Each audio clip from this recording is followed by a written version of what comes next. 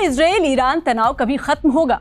Israel ने recently Iran पर precise और टारगेटेड हवाई हमले किए, जो कि ईरान की तरफ से पहले किए गए मिसाइल अटैक्स के जवाब में थे, जिसके बाद ईरान जल्द बदला लेने के पूरे मूड में है। ईरान के लीडर अली खमेनी ने इसे इजराइल की गलती बताया और जल्द बदला लेने की चेतावनी दी। दोनों देशों के बीच ये जो झड़प है लंबे समय से जारी है और एक ऑल आउट रीजनल वॉर का खतरा बढ़ रहा है।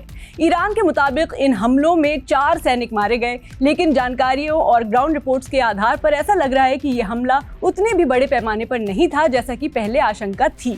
तो वीडियो में इजराइल के ईरान पर किए गए सबसे ताज़ा हमले के हर पहलू के बारे में आपको बताएंगे। मेरा नाम है हरीम और आप देख रहे हैं स्विच। शुरू करते हैं और बताते हैं कि ये हमले कैसे हुए। ईरान के लोकल टाइम के मुताबिक फ्राइडे सैटरडे यानी 25-26 अक्टूबर की दरमियानी रात को 2:15 बजे ईरानी मीडिया ने तेहरान के आसपास विस्फोट की खबर दी। सोशल मीडिया पर वीडियो में आसमान में मिसाइलों को देखा गया और कुछ इलाकों में धमाकों की आवाज सुनी गई। इसके बाद इजरायली डिफेंस फोर्सेस ने प्रिसाइज एयर स्ट्राइक्स की पुष्टि की और कहा कि वो मिलिट्री को निशाना बना रहे थे। ये हमले 3 घंटे तक चले और इजराइल ने कई सैन्य ठिकानों को निशाना बनाया। इसके बाद आईडीएफ ने घोषणा की कि हमले समाप्त हो गए हैं और व्हाइट हाउस ने इसे सेल्फ डिफेंस बताया। तो इन हमलों का पैमाना क्या था? आईडीएफ ने करीब 20 ठिकानों को निशाना बनाया, जिसमें मिसाइल मैन्युफैक्चरिंग यूनिट्स और दूसरी मिलिट्री फैसिलिटीज शामिल हैं।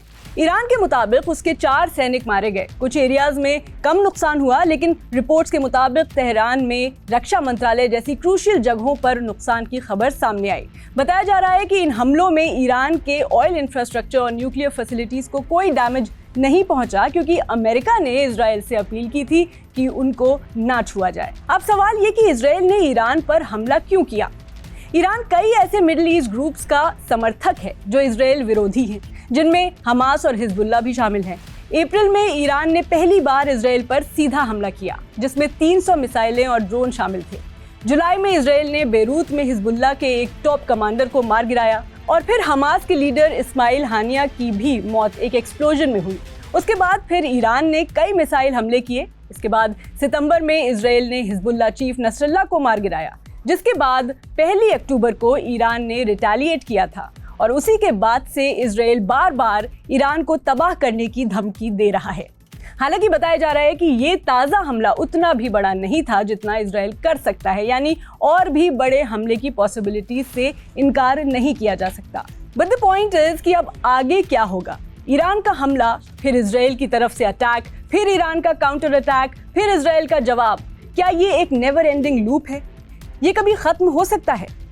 इजराइल डिफेंस फोर्सेस का कहना है कि उनका ध्यान गाजा और लेबनान में वॉर ऑब्जेक्टिव्स पर है, लेकिन ईरान रीजनल कॉन्फ्लिक्ट बढ़ा रहा है।